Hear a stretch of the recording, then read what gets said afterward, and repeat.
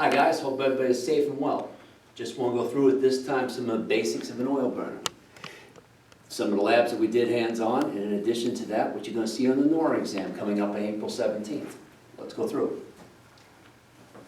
Blower motor, primary control, ignition system, fuel pump, blast tube, end cone, and internally inside here, the nozzle assembly, and the coupling, which is also inside.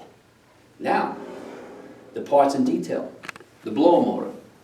Anyone remember horsepower and RPM rating for the blower motor? Well, that would be 1/6 or 1/7 horsepower, 3,450 RPMs. The ignition system. There are two types of igniters. The tar ball transformer or the electronic ignition. This in front of us, this Carlin here, is an electronic ignition. Anybody remember the voltage rating for the ignition systems?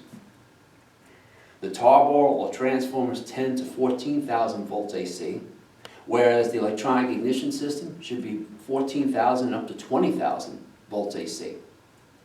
Now, ignition system.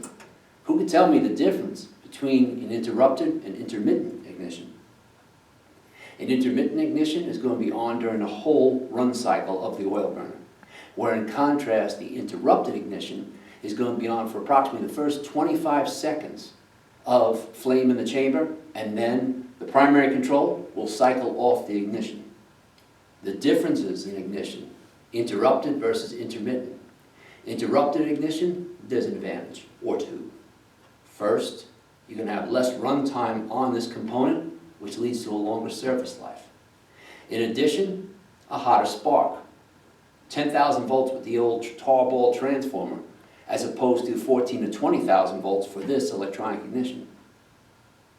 Also, because we're not running the ignition so much, we're going to save on energy costs.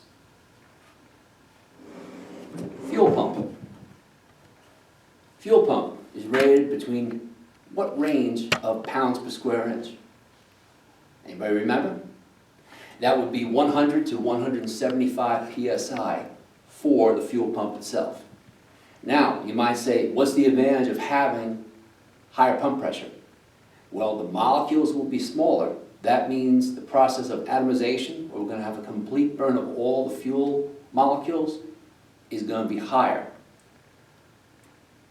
The lower the fuel pump pressure, the droplets will be larger. Sometimes you might have residual left over, which could lead to soot buildup in the combustion chambers.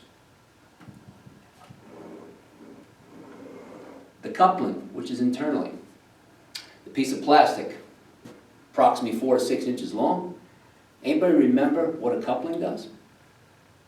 Well, the coupling would be the device that's going to transmit power from the blower motor, once again that turns at 3,450 RPM, to the fuel pump. This little fuel pump can generate anywhere between 100 to 175 psi because of it.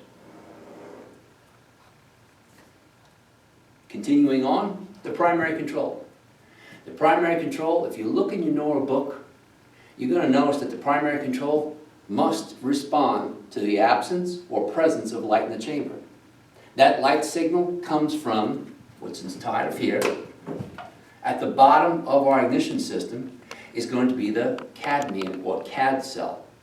This CAD cell is going to send a signal to the primary control, either to keep the main fuel valve on so we have a fire in the chamber, or in the absence of light, it's going to say go ahead and shut the unit off or go into a lockout stage, which we'll discuss a little bit later. Stay tuned and hit the subscribe button for more videos. Thank you.